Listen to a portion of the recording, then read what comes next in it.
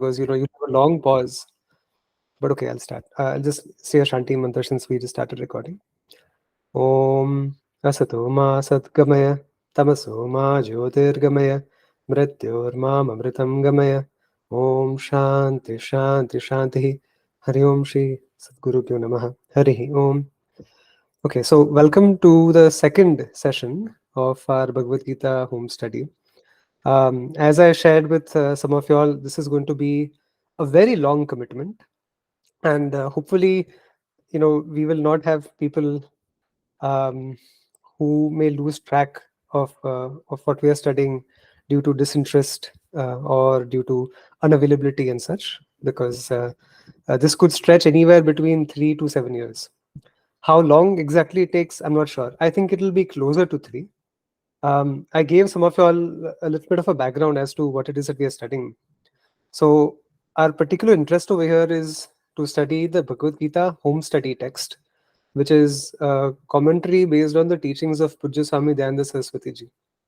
So, I mentioned some of the details as to who Pujya Swami ji is, some details about the Sampradaya, details concerning the whole Guru Shishya Parampara. So, I'll not get into that much, but if you have any questions from last time that carry over, you are more than welcome to ask again, and I'll try to address the same. But what sets Pujya Swamiji's commentary apart, and the reason I preface this with this commentary is that there are so many commentaries written on the Bhagavad Gita. You have one, of course, by Pujya Swamiji. You have one by Chinmayanda ji. You have one by I don't know. There are so many. Of course, you have the infamous Bhagavad Gita as it is, or as it was made to be, rather, and and then there's several other commentaries which are available over there. What really sets this one apart is that it preserves the teachings of Vedanta, particularly what we refer to as the Upanishadic teachings, to the letter. Pujya Swami Dayananda ji was called a traditional teacher of Vedanta, and it is not something that he came up with, or an interpretation, or a philosophy, or a theory, or an idea, or a concept, but he presented the Gita as it was presented by Sri Krishna to Arjuna. It was the Gita in its purest form, based on the commentary of Adi Shankaracharya ji. And so when it comes to Advaita Vedanta, Shankaracharya ji is the gold standard. And any deviation from Adi Shankaracharya is considered, to be honest, a distortion in the tradition. And so I also spoke about this, I think, last time around, that in the last 100 or 120 years, there have been several distorted commentaries on the Bhagavad Gita which have made their way into pop culture. They have gained a lot of traction, and people are most familiar with these commentaries out there. And so it would really help to approach this with a fresh set of eyes, and without any of the baggage, considering that you may or may not have read some of these differing commentaries. And so the format is essentially going to be me sharing the PDF file on the screen. And some of our group members who have volunteered to read aloud, particularly if they're proficient in chanting and Sanskrit, that would be of great help. So I know Shrikantji, you're one, um, and Pooja ji, right? Pooja ji is also going to be there, and who else is there? Suman ji might potentially also read aloud. So we'll take it by turn, and we can rotate. Um, so shall we begin? I'll share my screen, and we can start reading the text from the beginning. Just a moment.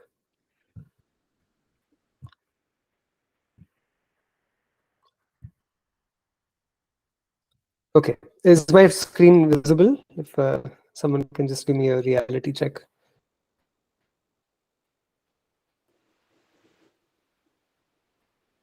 Yeah. Okay, perfect. Good. So unfortunately, I still haven't been able to figure out how to play this introductory video of Pujya Swamiji. It's a 15-minute introduction to the Bhagavad Gita.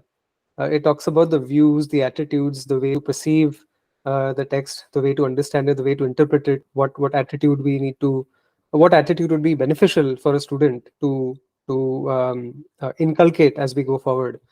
But when I stream the video, the audio doesn't play. it doesn't get transmitted rather in the meeting. And so what I'm going to do is, after this call, I'm going to record this video separately and post it to YouTube and send it to you all after the session, so that we can have it ready for the next week.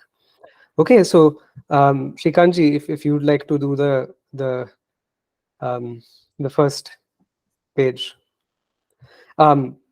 Sorry, I stopped sharing for a moment. Let me open it again. Can you zoom it a little bit so that we can read it, please? Sure. Let me zoom it. Yes. I'm just about to zoom it. Is it better? We are not able to see your screen, Is this okay? Prashantji. Screen is yet to come. Screen is yet to come. Oh, you're not? Okay, sorry. 1 second. 1 second. Apologies. Let me know if it's visible now. Yeah, it is. Okay, perfect. Okay, so just to reiterate the format, Shrikantji, Pujari, if you're around, um, uh, you can read a passage or a section, and then I will take maybe a 15 or 10 or 15-second pause to ask if there are any questions. If there are no questions, and if I have certain thoughts to amplify what is shared, I may share my thoughts, and if not, we'll proceed downwards. Okay. So Shrikantji, please, if you can proceed. Introduction to the Bhagavad Gita. It is said that a human birth is not easy to achieve. If we look at it from an evolutionary standpoint, there are millions of years between the ape and the human being.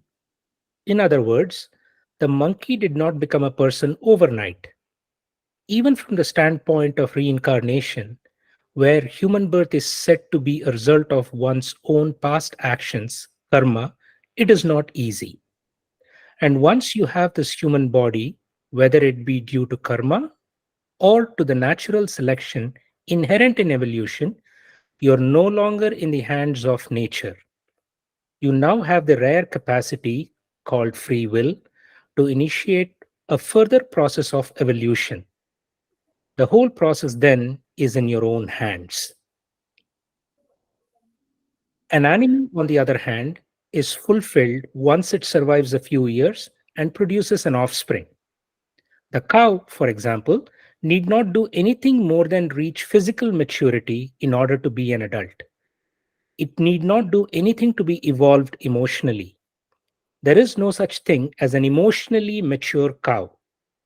The only goal of a cow's life is to survive to adulthood and, as an adult, to survive as long as it can. Once it has become an adult, the cow is mature in every way. A human being also has to become an adult physically. Otherwise, one's life is unfulfilled. To become an adult physically, you need to only survive by appeasing your hunger and thirst and avoiding fatal accidents and diseases. You need not do anything special. The process is a very natural one, made possible by the survival instinct common to all living beings.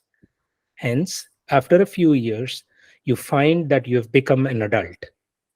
Until you are a physical adult, you are in the hands of nature. Nature takes care of your physical growth until you can no longer say, I am a child. Emotional maturity, however, does not happen in the same way. Unlike physical maturity, emotional growth is purely in your own hands. Unlike a cow, one need not be mature just because one happens to have an adult physical body. Inner maturity is a process that you have to initiate because you are a human being enjoying a faculty of choice. Beautiful. Let's give it a pause to see if anyone has questions.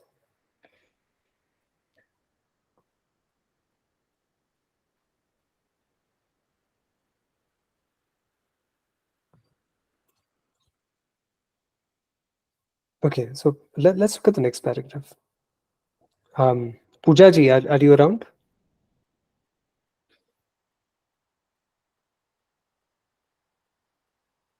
Okay, while she's setting herself up, Shrikantji, if you don't mind continuing, just making sure that we have continuity. The human pursuit, whatever is fundamentally sought after by every human being, is called Purushartha in Sanskrit. Although each individual seeks something peculiar, there are four ends that everyone seeks, whether he or she is an Eskimo in Alaska or someone living in a remote village in India. The universal ends most commonly sought after are security and pleasure, artha and kama. The remaining two purusharthas, dharma and moksha, to be explained below, can also be accomplished by a human being. That which gives you any kind of security, emotional, economical, or social, is called artha in Sanskrit. Artha may be in the form of cash or liquid assets, stocks, real estate, relationships, a home, a good name, a title, recognition, influence, or power of any kind. Such accomplishments boost one's ego and therefore also provide some security for the ego. And although each person seeks various forms of security at a given time, that he or she is seeking security is common to all. Seeking pleasure is another purushartha called kama in Sanskrit. It too takes many forms. For instance, sensory pleasures may be anything from seafood or ice cream onwards. Examples of intellectual pleasures are those derived from playing certain games, solving puzzles or riddles, and studying certain bodies of knowledge. Thus, we have varieties of pleasures. Anything that satisfies your senses, that pleases your mind, that touches your heart, and evokes in you a certain appreciation is kama. Any form of pleasure you derive from your home, for example, or from a relationship is kama. Music and travel are also kama, not artha, because by pursuing them, you're seeking pleasure, not security. You do not go to Hawaii or the Bahamas to seek security. In fact, you lose some security in the form of money when you go to these places. Because you happen to have some money, you travel for pleasure, not for security. There is another form of pleasure derived from seeing the stars on a beautiful night, enjoying the sunrise, a flower, a playing child, or a beautiful painting, for example. Because this pleasure is neither sensory nor intellectual, I will call it aesthetic pleasure. Even though such pleasures go beyond one's senses and intellect, they are still kama. See, this is so beautifully explained. I have a couple of thoughts here, and then I'll just take questions if there are any. One thing that you would notice over here is when you are deprived of artha, you actually feel very insecure. You feel invalidated. You don't feel you're at home. You're not at peace. There is something that's troubling you, that's gnawing away at you, and it's like an itch that you can't scratch. If our artha purushartha is not taken care of, life is a serious mess.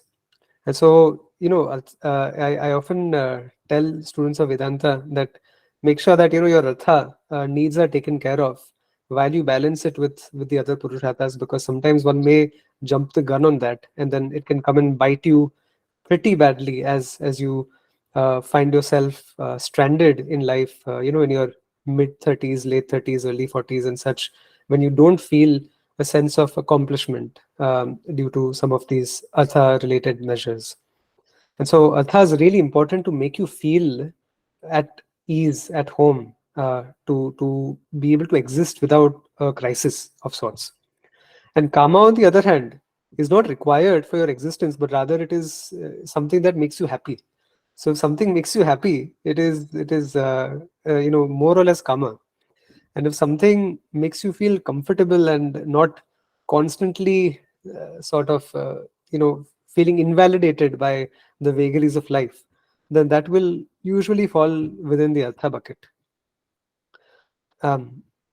Any questions so far?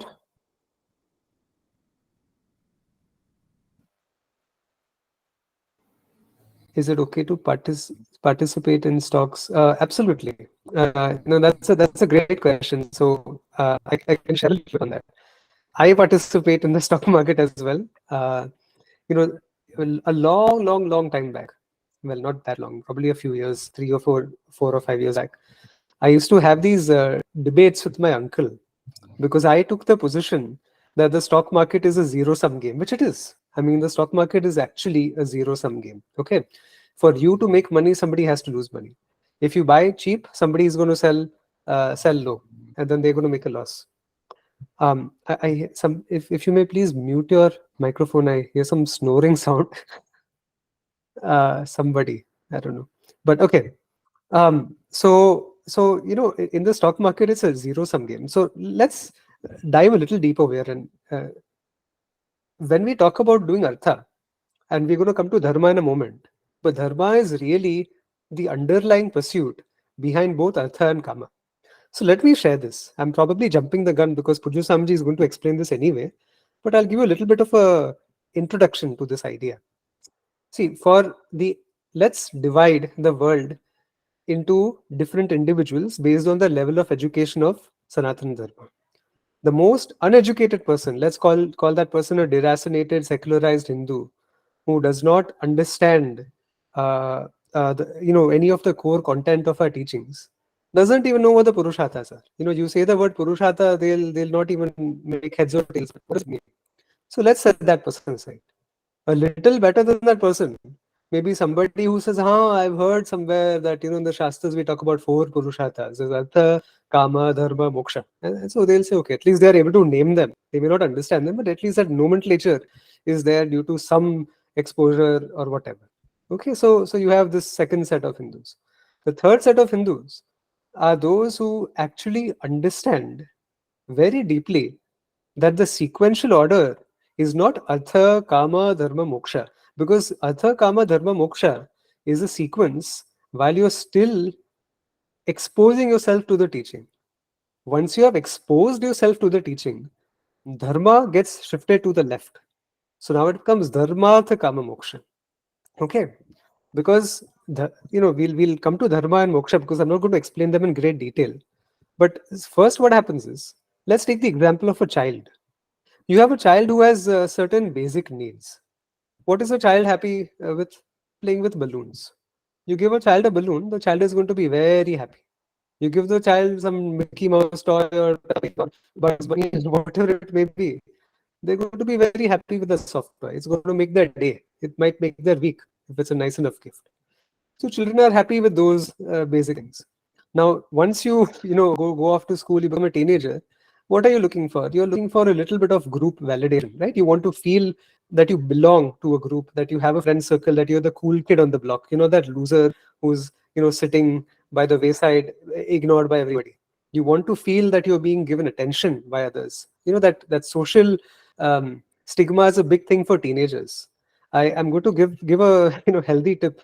If you are a teenager, and I think one of the youngest people in this group is Gopal, who's all of 15 years old. He's the youngest member in our group. If you are around that age, or if you are having a child who's around in their teenagers, allow them to develop an independent sense of self. And I'm not talking about in the Vedantic context, because of course that will come later, but just a healthy ego, where they receive recognition from their friends, from their peers, from their educators, from their mentors, from their grandparents, from their parents, from their siblings. Every single relationship that they have, allow them to gain some healthy satisfaction, and a little bit, if it comes to that, a little bit of an ego is not a bad thing at that age. A little bit of a boost. Because what happens is, people who are deprived of that sense of validation, that, oh, you're so smart, or you're so good, you're so wonderful, you're such a cool kid. If they are not given that at this particular age, they may seem that they're able to function through the different walks of life. They may be able to go to college, they may be able to get a good GPA, they may even land a decent job. But deep down, they will always be a little broken. So this is why I say, like, from a psychological perspective, a little bit of ego massaging in your teenage years and in your pre-teen years is very healthy.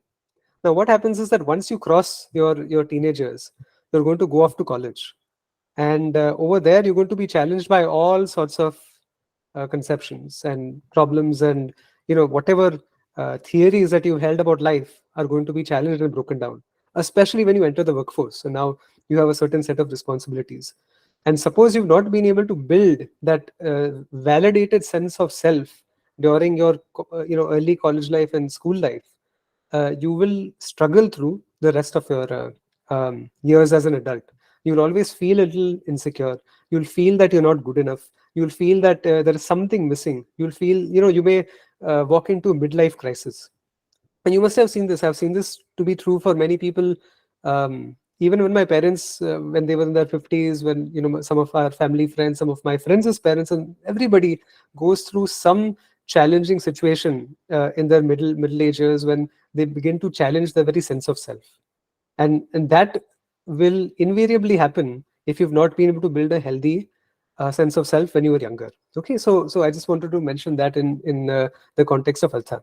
Okay, so I will come to Chindanji's question, but I'm going to segue a few things into a few things before I get specifically to that.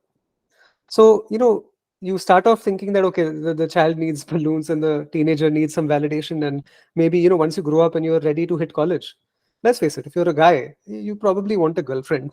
You probably want to find a significant other. You want the nice fancy car. You want to impress people. You want a good education. You want to do something with your life where you feel even more validated. But that balloon is not going to do it for you, right? Now it's going to be that fancy car, that convertible, whatever it may be. And then as you get a little older, what are you going to seek validation from?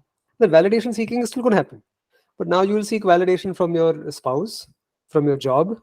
That, oh, I have a job, I feel validated. I have a spouse, he or she found me good enough to marry, is a great sense of validation. Trust me. I guarantee you, like, people in this group or wherever, if they are seeking a significant other, and if you have found that significant other more recently, how do you feel about it? You feel on the top of the world. You feel that, a big part of my conundrums, life's conundrums, has been taken care of. And so then that validation is great. Then, you're ready to start a family, because sometimes people are like, "Acha, chalo, we've gotten married, but abhi bachcha ka kya hoga?" We want to have children. That's another form of validation, because you want to be valid. This is very true, by the way. Children want to be validated by their parents. That's obviously true. But parents also want to be validated by children.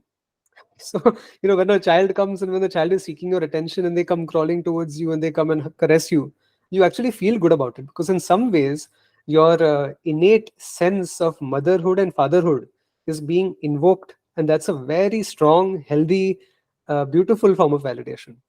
And then, okay, then you want to buy a house and you're validated about the fact that, okay, I have some property, I have some jaidad, I have some jameen, I have some wealth, whatnot. Right? So then you do all of these things. And then, of course, you quote unquote enjoy life.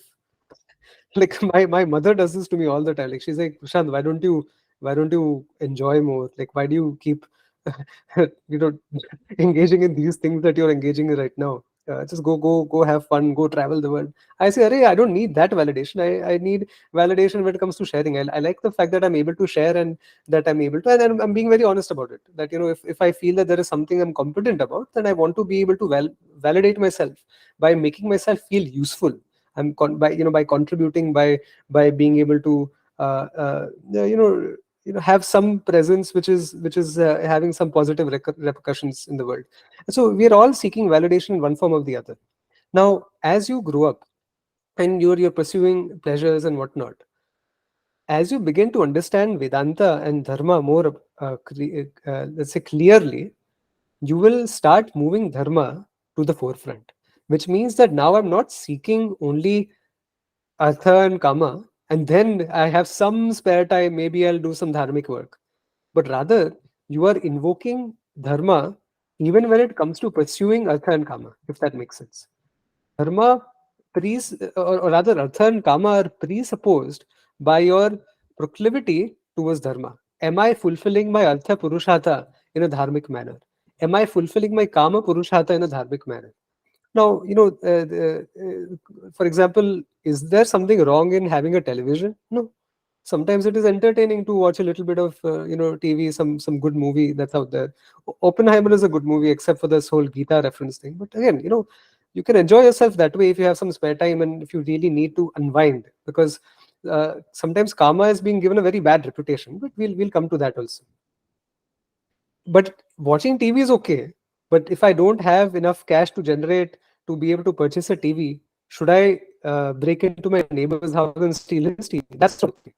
So that means that I have to use dharmic means to validate my needs to fulfill kama purushartha. Same with artha. Now, suppose I go do a job. Okay, I'm sure most of us over here have a decent job that's able to sustain our lifestyle, and it's not something egregious where you're working for the devil. This is something where you're able to meaningfully contribute to the world. But now, what about being a butcher? Like, what about owning a slaughterhouse? What about something where you're causing such a great deal of himsa? What about smuggling? What about drug dealing? What about prostitution? What about running casinos? A lot of these things, right? So now you see that there is a gradation even in the way that you can engage yourself in artha purushartha. And so over there also, the consideration of dharma has to presuppose every artha pursuit. So dharma presupposes artha and dharma presupposes kama. And when you look at it that way, you begin to see that artha and kama actually start subsuming into dharma itself. Dharma becomes a broader, larger category, not a standalone, tiny little category which you will go and fulfill after artha and kama. So that is one point I wanted to make. So now coming to Chandanji's actual question that, is it okay to participate in the stock market? See, I'm going to give a complex answer here because that's what life is about. Just looking into the complexity of this whole structure that we have out there. You have a financial system. When you look at the aggregate financial system and every goods and services that are produced within that financial system would constitute your national GDP, right? The total product of all goods and services in a country is rolling up, it's aggregated as your national GDP. Nations need to be wealthy to have a place in the world, to have a say in the world. Today, the reason India has so much say is because it's doing very well. It's growing faster relative to almost every other country, except for those tiny ones, which don't count much anyway. But India is growing the fastest in terms of its GDP. I think 7 or 8% a year, which is tremendous. Whereas US and Europe and other places are having a very difficult time, which is a different story altogether. So now, when it comes to the stock market, there are only certain companies which can go public. Now, suppose you are an entrepreneur. Suppose you are an ingenious, creative entrepreneur who has the greatest idea in the world to do something. And if you are able to gain funding to put your idea into motion, it enters, into the free market. You throw that idea out there. You have different venture capitalists, and you'll have investors, and you'll have angel investors, and you'll have individual investors, and then you'll have these different seed rounds, right? The first round, the second round, the third round.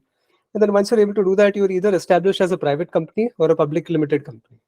Once you go public, what happens is, you're of course going to get stock options, and you're going to get rewarded for coming up with some product that is of supposed value to the world. Whether it is of value or not is a different matter, but it comes up with a certain product that the entire market can participate in its gain and its loss. So when you buy a share of a company, when you buy a stock of a company, however tiny it may be, you are a partial stockholder of that company. That means you have a tiny itsy bitsy fraction of a company, depending on the ratio of the shares to the total float of the shares that's out there in the market. Okay. So why is this very important? Is because first of all, it is a very good democratic choice where you can choose whether or not a company is viable. And if a company is viable, if it does really well, take Reliance. This whole story of Dhirubhai Ambani, and from where to where he's reached. He from the gas station all the way to this, the richest Indian in the country. And so many jobs have been created, and so many industries have been set up, and so many townships have been transformed because of these industries. That leads to overall prosperity of a nation, because you have this sort of top down, what do you call it, spillover effect, where the wealth starts actually dripping from the highest echelons to the lower echelons, all the way to the aam janta, to the common public. And that is why, countries grow. Today, India's 8.2 or 8.3% growth rate is not because of the mom and pop shops down the street or the kirana wala dukans, right? But it is also because of these industrialists. And so to participate in the economy and to participate in the stock market keeps that entrepreneurial spirit going. And it allows for one to technologically innovate, to innovate in terms of, hopefully someday making the world a better place also. Now, it's not all, sweets and candies over here, because, of course, with, hardcore capitalism also comes a lot of destruction. You have destruction of the rainforest, you have destruction of the natural resources, you have the leaching of natural resources, you have, climate change and many other issues as well. But then on the flip side, recently there's, I'm hearing about a company that's trying to gain some foothold where they are creating, so by the way, like, avoid using plastic bottles and plastic material to drink water or to store food, and especially when it comes to heating food, because some new research has shown that you have these microplastics which are like, the molecular level, the plastic material starts to decompose and a little bit starts entering your body, and there are certain effects. And now you have something called the blood brain barrier, and those microplastics are also able to cross the blood brain barrier. So they're still trying to figure out what are the long term effects of these microplastics that are in your body. But I think, for every glass of water that you have from a plastic cup or something, I think like 100,000 or 200,000 microplastic particles are ingested. So you want to be careful about this. And so what this company is trying to do is that they have created a genetically modified bacteria or some microorganism which is able to synthesize that plastic from the oceans and from the environment, and start seeping it away or taking it away from the environment and filtering it effectively. So anyway, to come to the point of the stock market, it may not be the most foolproof way to generate wealth or to participate in the economy, but it has its pros and cons like any other. And so the way I personally, I'm going to share something personal, right?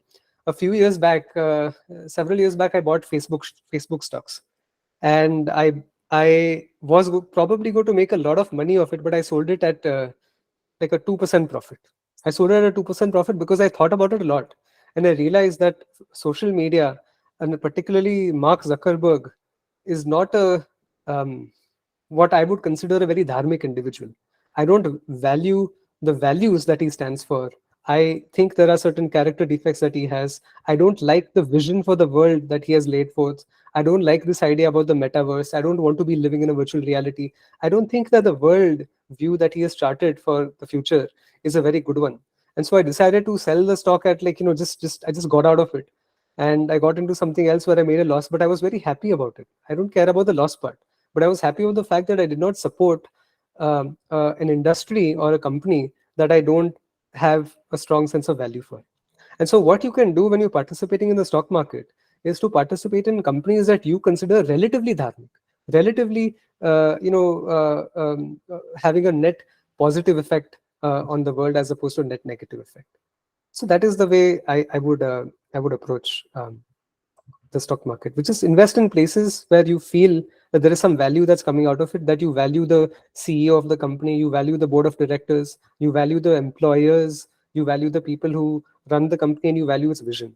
If that happens, then you are actually participating and contributing to a better world. But if you invest in a company like Meta, or if you invest in like a Chinese company, then you know that it's not a good thing to do, because again, the labor standards of China are very poor and such. So be an ethical investor, and then that is a dharmic thing to do. Menonji, I'm sorry to hear about you losing all of your savings, but yeah, we can definitely discuss that. But yes, and Shashi Kumar ji, for people starving of psychological needs, is dharma relevant or important? Absolutely, absolutely. Dharma, see, the thing is that if you pursue artha and kama for instant gratification, it's not going to lead to any positive consequences. It's going to lead to a lot of frustration, and at the end of the day, you'll find that you a few decades have gone by, and then you'll ask yourself, what have I done with my life? I have all of the money that I need. I can eat comfortably. I can sleep comfortably. Yeah, I have a decent family. My kids are about to go off to college. I don't really have any such quote unquote artha problems, but I don't know what I've done with my life. What have I done? What have I accomplished? What have I done that's of value? You see, this is again a very midlife crisis sort of mindset, right? That people typically have. So if one wants to avoid that, make sure that you pursue, or not pursue dharma, but use dharma as a template to pursue the other purusharthas. In fact, you should use dharma as a template even to pursue moksha. So now, again, like I said, I am no stranger to controversy. But if you take the story of our, let's look at our sannyasis. If you want to take sannyasa, you have to seek the blessings and the approval of your immediate family members. If you have parents, you have to seek their blessings and approval. If you have a spouse, you have to seek their approval. If you have a child or children, you have to seek their approval. If there is some dependency that is there, like let's say, you are the only child and your parents are not able to economically look after themselves, then you shouldn't be running away to sannyasa, right? Because that pursuit for moksha at the cost of dharma, at the cost of violating dharma, is not going to lead to any positive result. It's not going to lead to mukti. And so, in our tradition, many people who I have known personally I've known these people, have been rejected by uh, sorry, somebody's mic is um, so they have been rejected by our acharyas from the Ashavidya Gurukulam for sannyasa, because sometimes these individuals did not so much want to truly take sannyasa as it was to escape the responsibilities of life. And this is very similar to what Arjuna tried to pull, right, in the Gita with Sri Krishna, that, oh, I just want to run away and collect diksha. Why should I fight this gory, vicious battle? Why should I, shed blood on the battlefield? Isn't there enough blood being shed already and whatnot? But, it's required to pursue dharma even before moksha.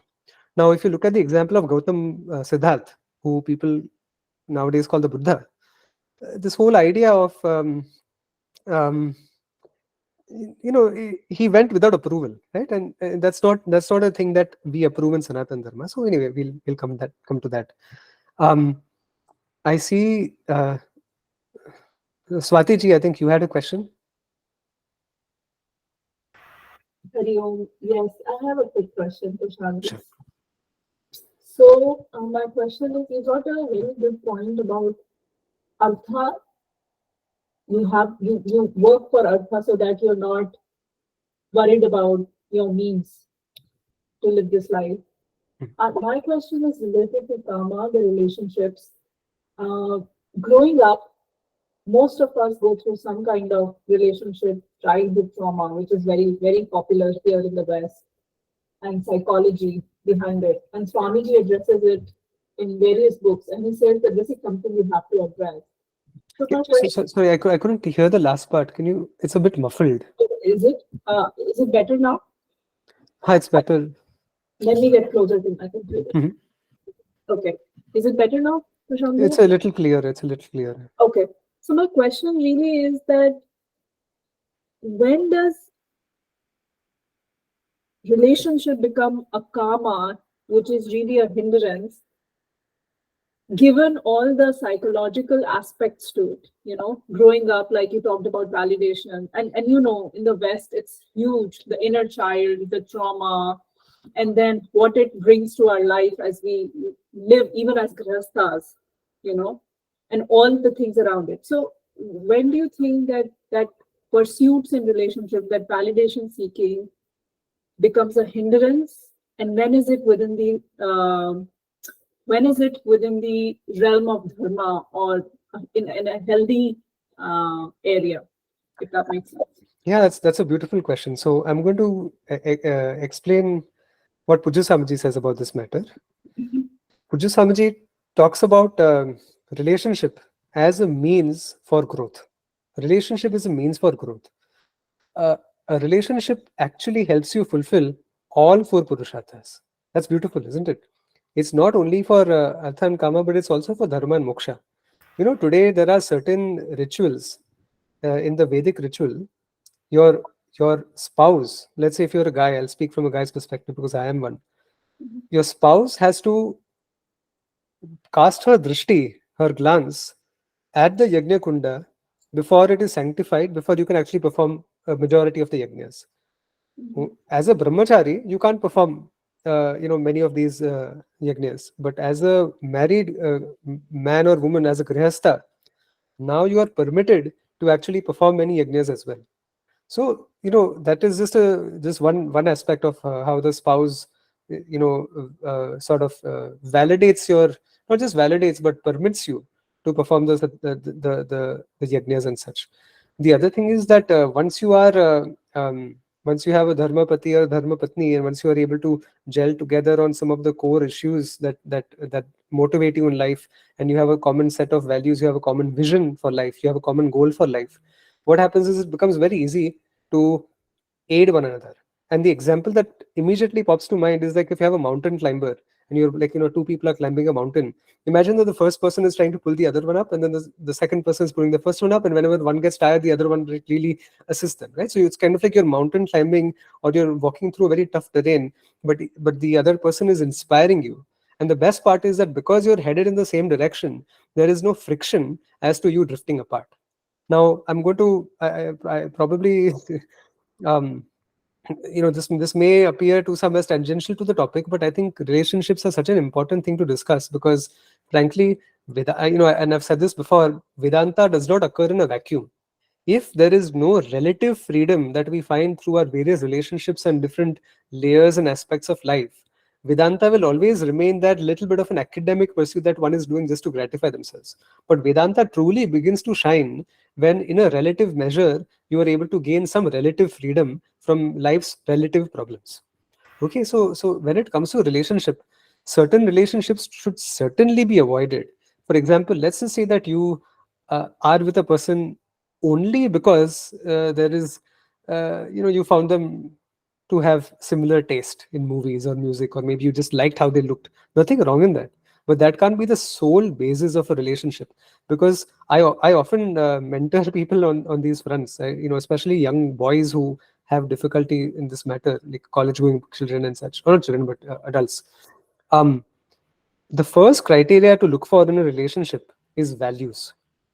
The second criteria to look for is perhaps you can look at some of the practicalities of life. The third thing to look for is personality, right? And of course, and looks and other things also count. It matters. I'm not saying it doesn't. Yeah. If a person thinks looks don't matter, try to marry an ogre from Lord of the Rings and tell me if that's okay. Probably not. So that matters as well. But now, why do I say values takes priority? Is because values determines your walk of life. Your path towards life, progress, your goals, your vision, whatever it is that you're trying to accomplish, are all determined by the common core set of values that you follow. If you have a value for himsa and the other person has a value for ahimsa, then there is no commonality. If you have a value for vegetarian food, the other person doesn't, that commonality is not there, because it's not just about the food. Of course it is, but it's not just about that, because it speaks to something much deeper and more fundamental. It may start bleeding into other areas such as compassion, sensitivity, so on and so forth, right? So even small choices which are based on values, even if those choices differ, it reveals something very significant about the person's overall character. And so the values are very important. Suppose you have a value for mukti, you study Vedanta, but somebody else says, I have a value only for kama, and I want to go to the nightclub at 9:15 p.m. in the US right now. It's a Friday night. We should be having a party. We should be going to to celebrate so-called life. And then they don't have a value for studying the Bhagavad Gita. Then you're going to have a conflict. You will be shocked at how many people would go to our Swamiji's sannyasins to say that, Arey, my spouse doesn't like the fact that I'm studying Vedanta. What do I do?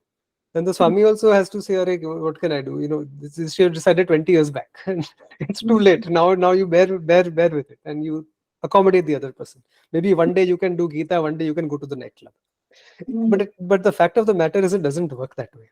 Because then what happens is life becomes a series of compromises. And the more you feel that you're compromising with your spouse, guess what? The frustration is going to build and build and build and build. And you know what's the number one sign of a frustrated relationship? The number one sign is when you are not angry at your spouse, but the moment there is a little bit of disgust in your mind for the other person's character or for the other person's traits or personality, there is no turning back from that. Anger is okay. Sometimes you can get angry. I when my daughter makes noise when I have meetings, sometimes I get angry. I don't want to, but I'm saying as an agnani who's still work in progress, I get angry sometimes. But the moment it turns to disgust, once you feel disgusted at your significant other, you know what you've done? You have basically created a sense in your mind that the other person is someone I don't value. Anger can be personality clashes. Anger can be points of annoyance and irritation. But when you have disgust for the spouse, that is actually directly targeting their sense of values. And when you don't value a person for who they are, it's very difficult to mend that relationship. And usually it begins with two people coming together on an uncommon set of values, but because they found certain personality traits common. Like, oh, my personality is very similar to yours. I'm extroverted, you're extroverted. I'm thinking, you're a thinking person. I'm a cognitive person, you're a cognitive person. I'm an emotional person, you're an emotional person. I like Christopher Nolan movies, you like Christopher Nolan movies. I like Lord of the Rings, you love Harry Potter. Okay, not the same thing, but at least it's within the same genre of fantasy. Okay, we can get along. Those kinds of things are very flimsy and feeble basis to have a relationship. You can probably have a friend that way. You can maybe join some satsang group or some support group of Star Wars or Lord of the Rings nerds, and you can have fun doing that. You can join a photography club, but then you can't just marry your wife because you both share an interest in photography. Because your values have to correspond, not your personality and not your choices. So number one tip I will give a young adult or parents of young adults: if your child wants to marry somebody or have a boyfriend or a girlfriend, just tell them to make sure that their values are aligned. If the values are aligned, then you will grow together. If your values are misaligned, you will drift apart, not together, but separately. You will drift apart. And then you will not be able to work with each other when it comes to the biggest thing in life, which is moksha. There's nothing greater than moksha. Moksha will supersede dharma also, as we will see. Okay. But we will come to that. Any questions on this? Feel free to ask, or we can proceed. It's up to you. No, thank you. Prashant ji, Sashi Haan here. ji. Hmm? My question actually was for the people starved of physiological needs, like are the someone who is fighting for their roti kapda, right, on a daily basis. How relevant is dharma? That was the question. Hmm.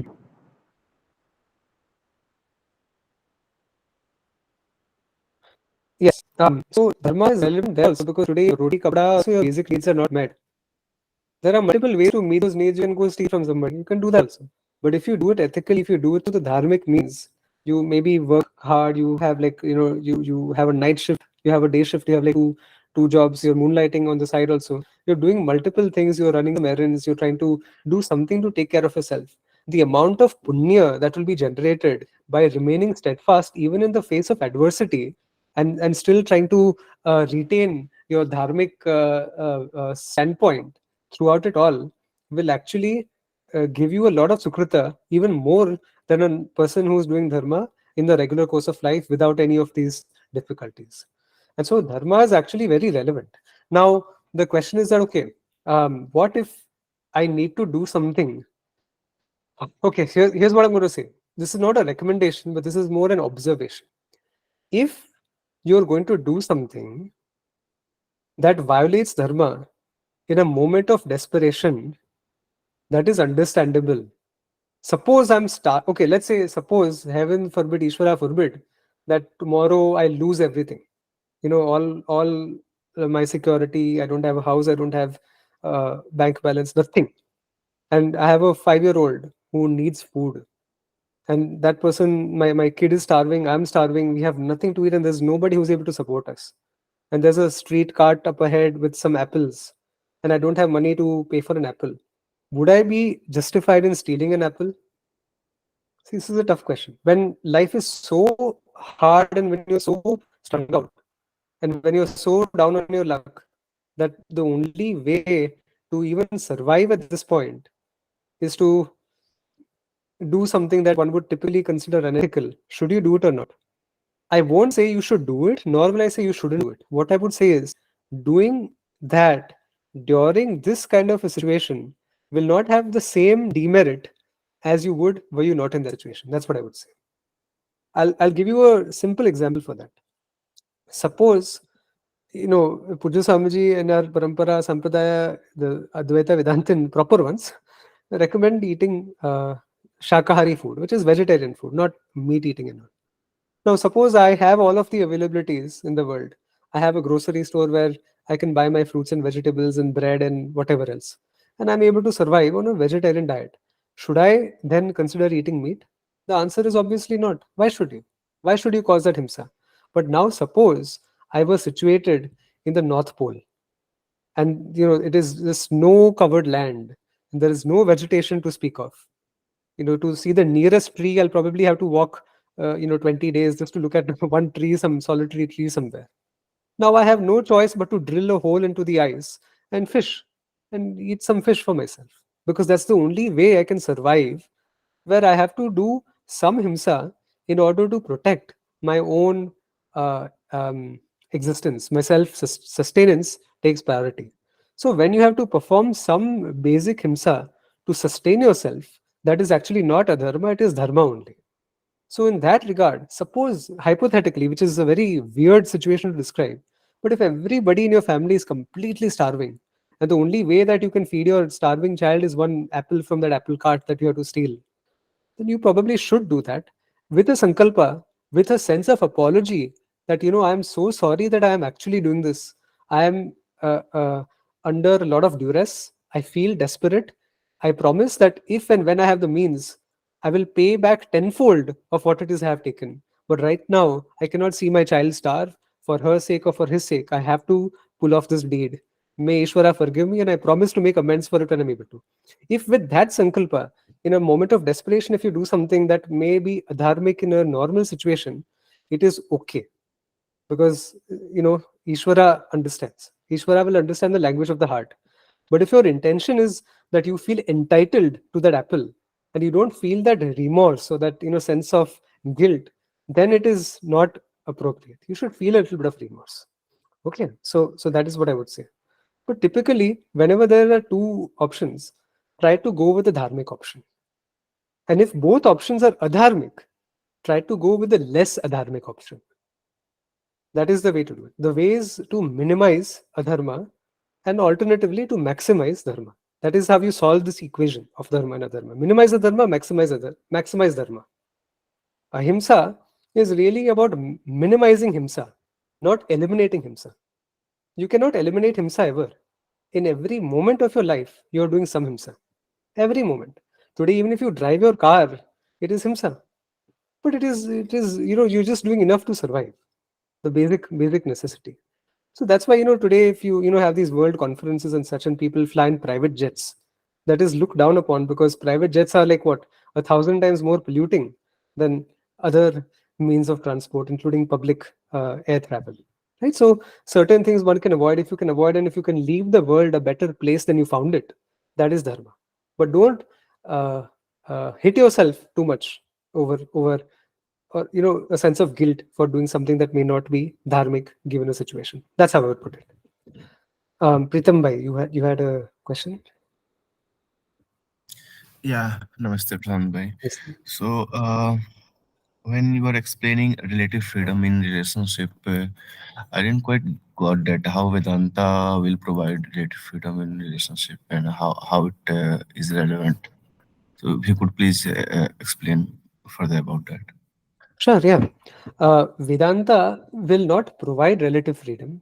Rather, relative freedom will provide the necessary background that you need for Vedanta to be successfully pursued. A person who does not feel relatively free, I'm not saying absolutely free, because none of us here, until there's mukti, is absolutely free. But until one is feeling relatively free, that okay, I'm able to concentrate some patches of the day. I'm able to zone out from my life's difficulties for 15, 20 minutes, 30 minutes, 40 minutes, 1 hour, 2 hours, whatever it may be that you're able to commit to listening to a pravachan, to reflecting, to contemplating. Any time that you're able to sort of distance yourself from some problems of the world, where your mind is able to focus and soak in the teachings. That is what I mean by relative freedom. But suppose you don't have the relative freedom. Suppose you have a very cantankerous wife or a husband. I'm not being sexist here. I'm a guy, so sometimes it goes automatically to the other. Or you have a very vindictive boss, or somebody who in your life is very passive aggressive, and you're always walking on eggshells. And maybe you have like a mother-in-law who's like very overbearing or something like that, right? There are some problems that you can't distance from, because you just feel so suffocated and you feel so burdened like at all times. In those circumstances, Vedanta does not shine as a solution to those problems, because Vedanta feels very far removed from the things that you're trying to deal with. Vedanta doesn't seem to be the solution, though ultimately Vedanta is the solution to the fundamental human problem. In those moments of relative disease, so to speak, in those moments when the mind is overtaken and overburdened by fears and insecurities and pain and suffering and concerns of your day-to-day life, Vedanta will not happen. It will not work. It will not take place, the knowledge.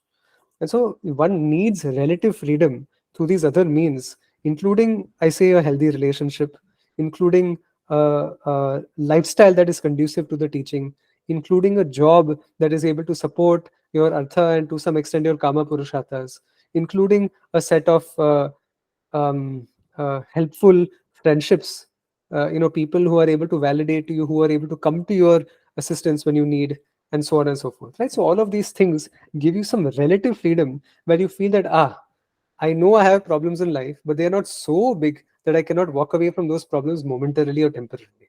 And in those moments when you can temporarily walk away from the problems, you are able to reflect and contemplate upon the teachings of Vedanta. So that is what I mean by relative freedom. Relative freedom paves the way for absolute freedom.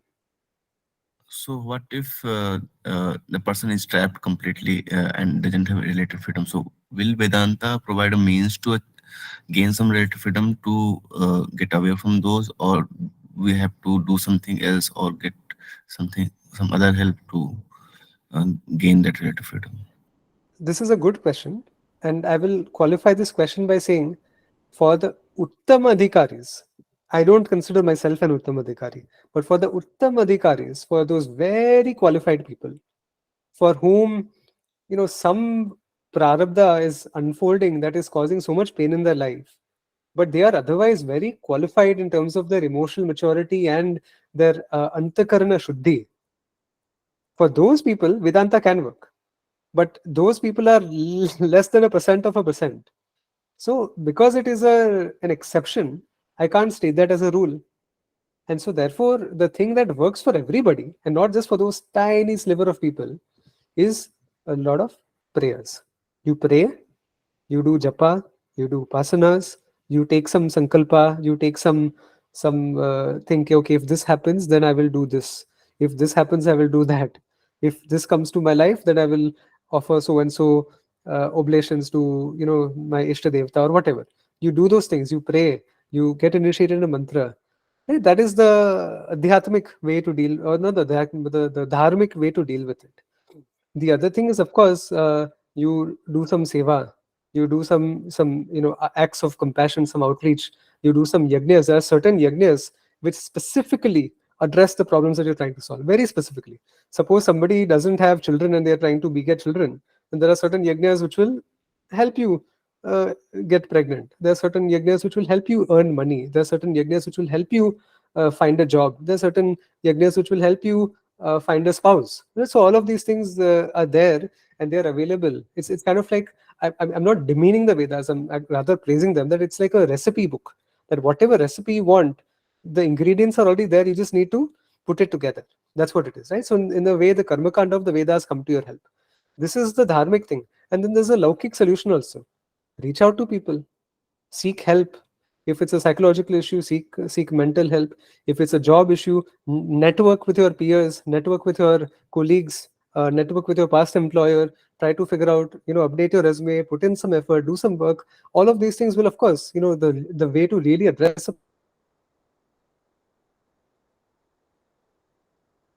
problem is by solving it, by going after it, attacking that problem. But Well, aside from those logic things which everybody understands, that today if you're looking for a job, I'm looking for a job again now because now they have announced layoffs in my company, and who knows, I might get hit next month. It's possible. So I just found a job recently, and again I have to look for another one. But what do? I have to go make my resume. This happened to me today. I completed my resume. So you just have to deal with the problem without getting overtaken by the problem. When the problem, what Pujya Swamiji says, he says, if you have a problem, become bigger than the problem, so the problem becomes small. You have to become bigger than the problem. But if the problem is so daunting and the problem is so large, and it's like a giant in front of you, and you just feel like so tiny, then it will not work.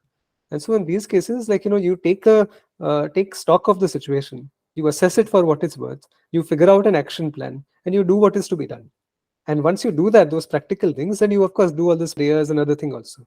But you can't say I only want to pray, but I don't want to do those other things. And then you can't also say that I only want to do those other things, but I don't want to pray, because this prayers and the puja and such will have a multiplicative effect for whatever it is that you're trying to do. And one day I can share certain stories in my life also where these prayers and all have worked. So we will do that. PhD, So, do you have? Sorry, Pritam bhai. just, Yeah, go ahead. just one follow-up question. Mhm. So I just feel like if your problem become bigger than the problem, but how to do that? How to progress in that way to Yeah. become bigger than So the problem? so what happens is oftentimes, and I speak for myself as well, this happens to most people. When something happens in life which is unexpected, when the rug is pulled from under you, and you find yourself on shaky grounds, what happens is that the problem appears larger than what it is, because you have given it more space in your mind than it actually deserves. But suppose you look at a problem exactly for what it is, then the problem has become small because it has become what it is and not what it means to you. The problem, making a room in your heart, making a room in your mind, makes it occupy larger space than it deserves. But you take away that space, and the problem becomes small because you become bigger than the problem. That's what it means. That you see it for what it is objectively. That is called vairagya, or this passion. You see it for what it is, and then you will see that there is no problem that you are not capable of solving. And once you think that you are capable of solving a problem, you have automatically become bigger than the problem. That is how Puja Samji explains it. Become bigger than the problem. See it for what it is. Okay. That's how Yeah, to do yeah. it. Thank you. Yep. Sure. Thank you. Yeah. Piyush, you had a question? I'm sorry, I have been. I'm coughing a little bit. No problem. Two things I wanted to share. One was when earlier the Apple Cart solution, situation you were explaining. Hmm. Now, inherently, we know. I believe that everybody knows exactly what is dharma and not dharma, even if you have not gone to school even one day. Yeah. You inherently know it, even if the law is in favor of adharma. For example, if you go without a hijab in Iran and you are picked up, you are whiplashed 75 times. Now, this may be the law there, but deep inside, everybody knows it is wrong. So, exactly following the same example, when we go to that apple cart, probably the first option could be ask for some bhiksha. If that fails, sorry, maybe another bhiksha. Maybe another bhiksha. Because the kind of karmic situation one creates by stealing is very complex to deal with. I mean, it's easier said than done. I'm sorry, I do not know I'm making the right statement. Easier said than done Yeah. that, 10 times more punya I'll do. But who does it, And also the risk is that you may tend to fall in the trap, number one. Number two, I'm coming back to Preetham's predicament because his query was not very direct. I would say in any relationship, praying for harmony between the relationships probably would help, and communicating at the same level. Now, sometimes when you're having a relationship issue with your son, daughter, wife, parents, whatever, mostly, you don't talk to each other. Nobody wants to be the first person. But if you are sitting here and we are talking about this teaching, probably the easiest thing one can do is take the first step. Makes sense. Makes sense. So, Shubhaji, I believe you also had a question at some point. Hare Krishna. Like Preetham was talking about relative freedom. Um, Today, as I had mentioned in the chat, that I have lost all my life savings to an online trading scam. I've lost close to 47 lakhs. It has put me in a situation where, you know, uh, while I do have family supporting me, but I don't see beyond that. I don't see beyond myself. I'm in a situation where even thinking about, I'm a great devotee of Lord Krishna, but I'm not able to focus. I'm not able to concentrate. So how do we get out of this by getting into like today I'm part of this group, so I'm seeking some kind of mental peace where I Mhm. can rest. Will that help? As per you, Vedanta would not help if I'm not able to get out of this situation. But I'm looking at these groups to get out of this situation where I'm not self valuing or sympathizing within myself. I've come to that stage. So, how does that help, Prashantji, or That's a anyone great question. can help me out of this? Sure. Yeah. No, that's wonderful. And so before I give my response, I just want to let folks know that we've crossed an hour. So if anybody wants to drop off, you are welcome to. And I'm going to stay back to address additional questions such as Shubhaji's, and if anybody else has, I'm around. But feel free if anybody else wants to drop out. And I'll just close with a Shanti mantra for those individuals.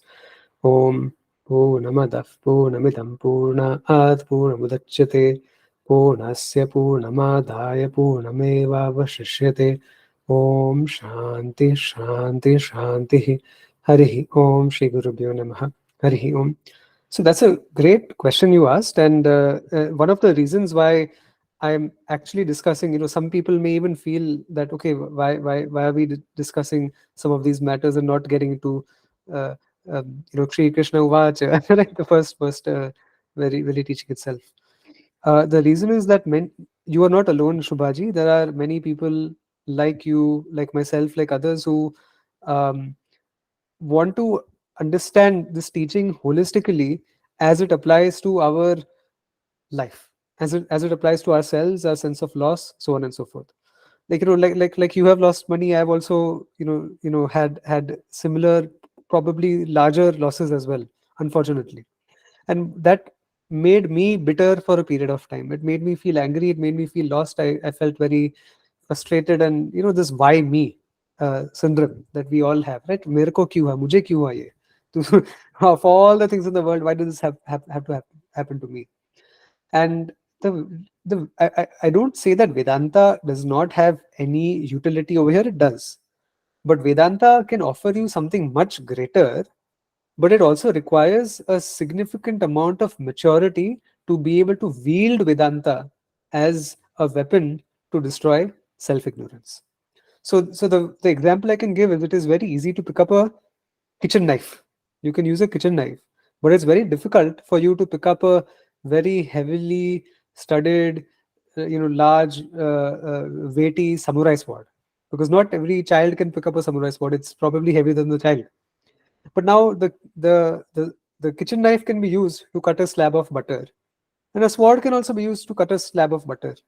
But it would be a waste of the sword to cut the slab of butter.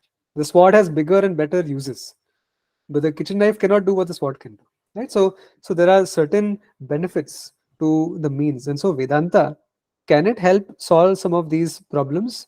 Yes, but you need more strength to be able to pick it up, if that makes sense. It is like the samurai sword, and Vedanta can cut away at the biggest problem in life, the problem of avidya, the problem of samsara. But the sword of Vedanta requires a great amount of effort to be able to implement it for the smaller problems in life. I'm talking about a beginner. I'm not talking about an intermediate or advanced student. For an advanced student and for an intermediate student, Vedanta comes to great help, even to address some of life's problems, some problems of samsara and such. Those are also addressed through Vedanta, but not for a beginner. So again, I don't know where you stand in your journey, so it's hard for me to say. But if what I propose to individuals typically is study Vedanta, but along with it, do a lot of upasanas. If you have an Ishta Devta, do a lot of japa, do a lot of pujas, do a lot of karma kanda, do some purta karma, charitable actions, donate to some dharmic cause, engage yourself in some seva, do guru seva, do guru kulam seva, do ashrama seva, do mandir seva, do seva for other people who are in need, help people, assist, assist in their well-being. And if you do all of these things, you will have generated so much punya karma that punya karma will act as a shock absorber and begin to bleed into your life in a positive fashion, which will actually overcrowd and start chipping away at the problems that you have. It may not happen in a day, it may not happen in 2 days, but the problem will significantly lessen. And along with that, if you keep Vedanta and the vision of Vedanta alive, there is nothing like it. There is absolutely nothing like it. It is the ideal combination, the ideal recipe for success.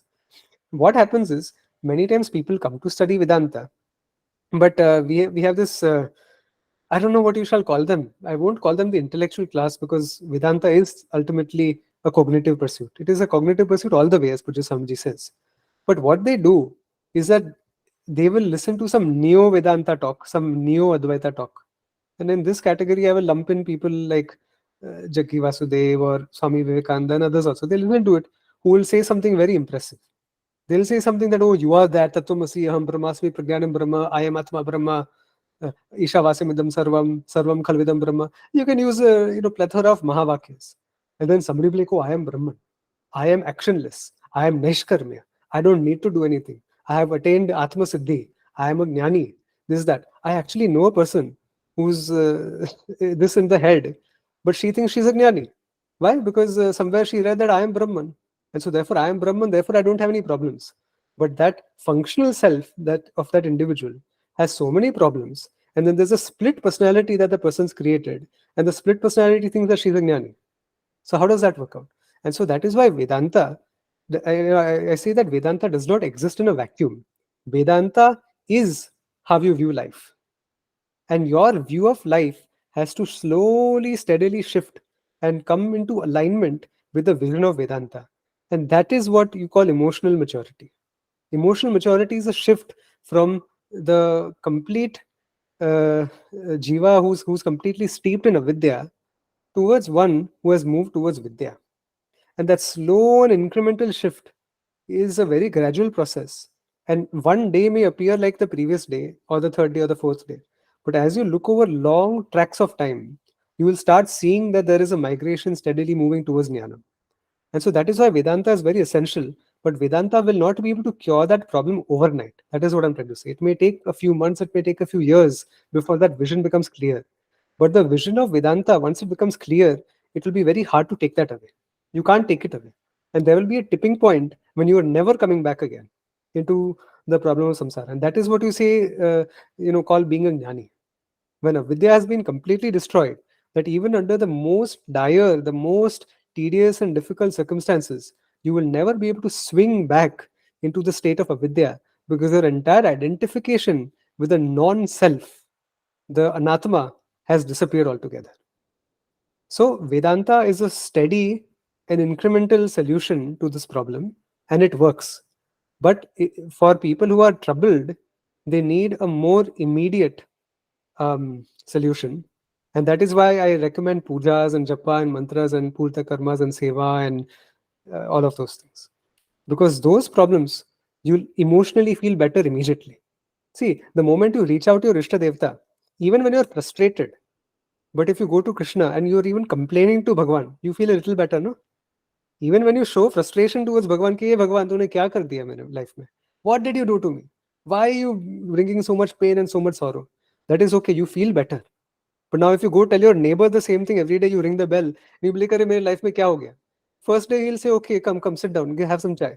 Second day again you'll ring the bell. You'll be like, अरे, you know what happened in my life?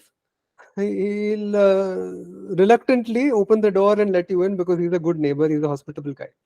You go the fifth day, and then he's going to hide behind the door so that you don't see him through that peephole because he's not at home. Because he doesn't want to see you anymore. And then he'll start talking to you on the phone. He'll not call you over at home anymore. And then one day he'll stop taking the phone calls. He'll put you on that ignore list so that the phone keeps ringing and you think that he's gone away or whatever. This is something in. So I got married in Mumbai, and this is a very funny story, right? You know, these eunuchs, they come to your marriage and they sometimes disrupt your marriage, and they'll try to extort money out of you and whatnot.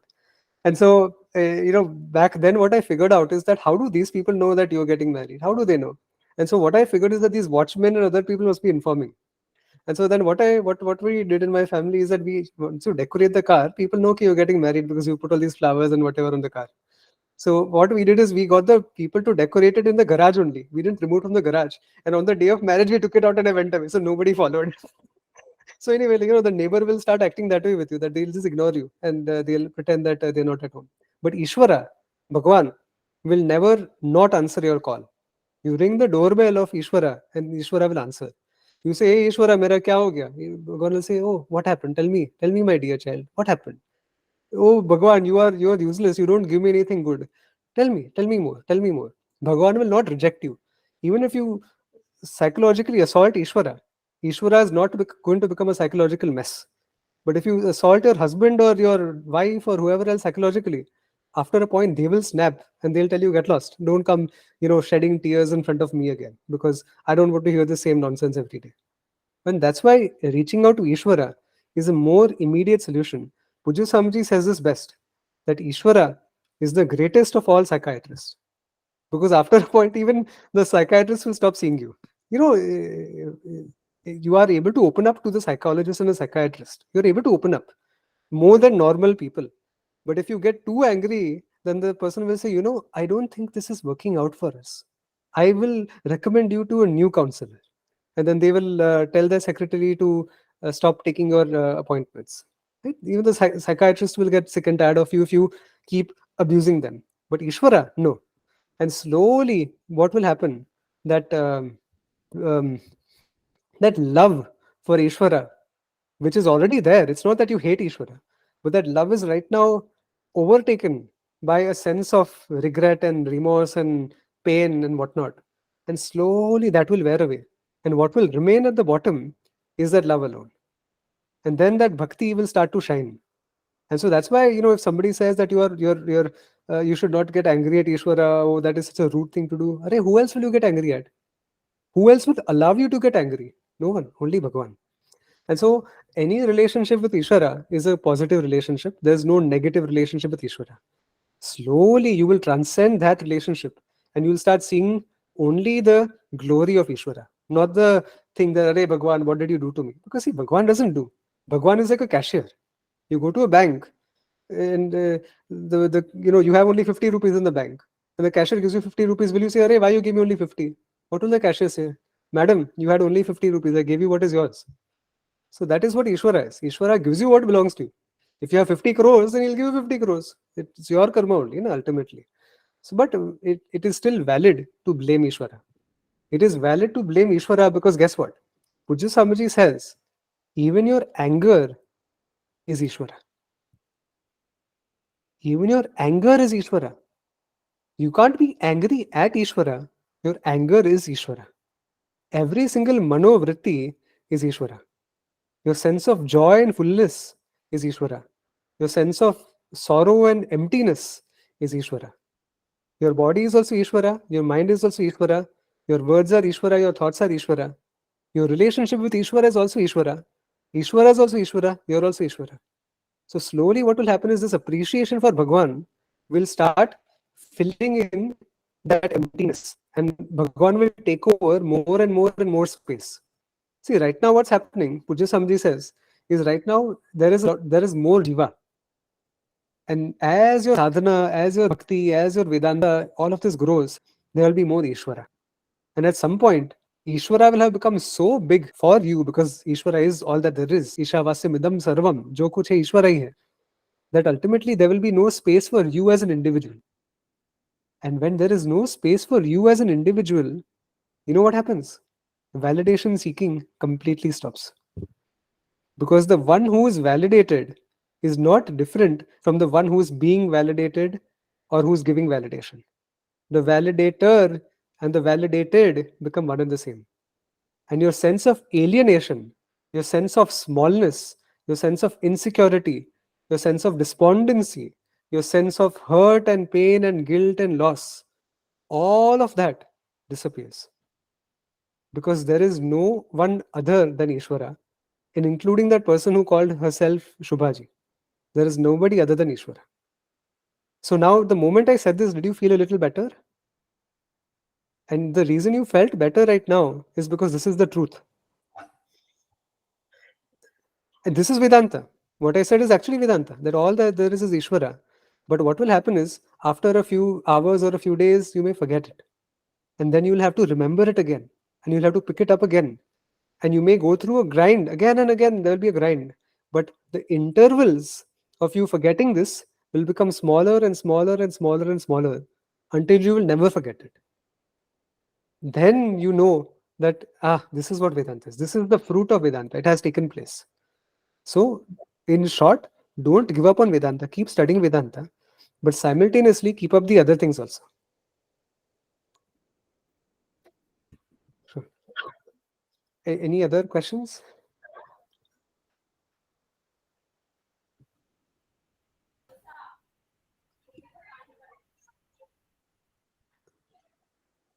No questions? Okay. Probably one more viewpoint could have been that, I mean, she lost 47 lakhs. Okay. But she has her house. She has many other things which she hasn't lost. Number one. Number two, as Puji Swamiji used to say, we always get groomed in a certain action. We train ourselves. And I think one of the problems with stock market trading is that none of us is trained. We just get in it, and either we make or we lose. So that is also probably a learning lesson, that one has to be really groomed and learn that, the train yourself if you really want to be there, and how much you want to experiment with. So just two thoughts. Thanks. Very true, Prashant, Piyush ji.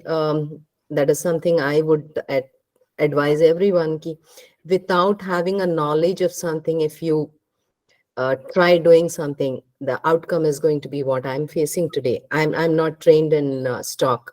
So when someone said they are willing to help me trade and get money, I thought, why not? And then I put all my life savings into it.